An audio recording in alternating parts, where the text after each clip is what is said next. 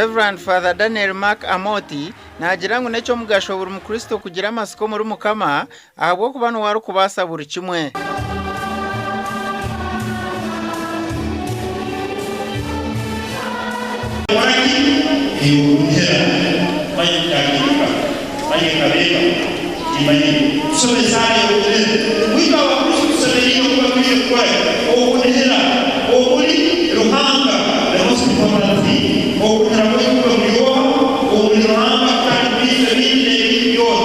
Father nayongera higaba Kuristo kwegaruka bakajunwa rero Kristo abone kuzarurwo mu mitima yabo.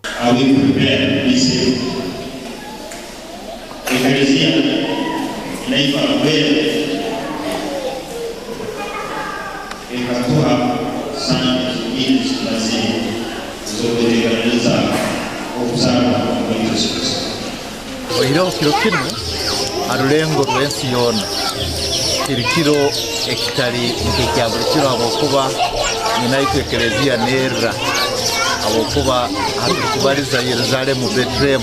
Omugandi Minister w'ihango rukujunanizwa by'amakoro David Bahati obwari omukushaba kwa Noohiri kanisa ya St Mark Kakoma Church of Uganda omubureberezi bwa Kigezi ashabera abantu kugira obusinja hari ruhanga hamwe n'abagenzi babo.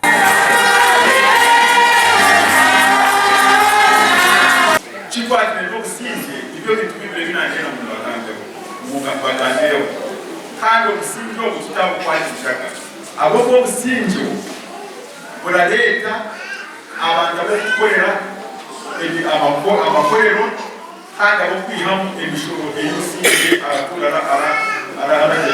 Reverend Warren Akatwijuka ashabera abakristayo ngo baretere mukama okumanya ngo nabo muhendo. Yusufu akawadi muki akiyo mubeizi ngena kasete timunonga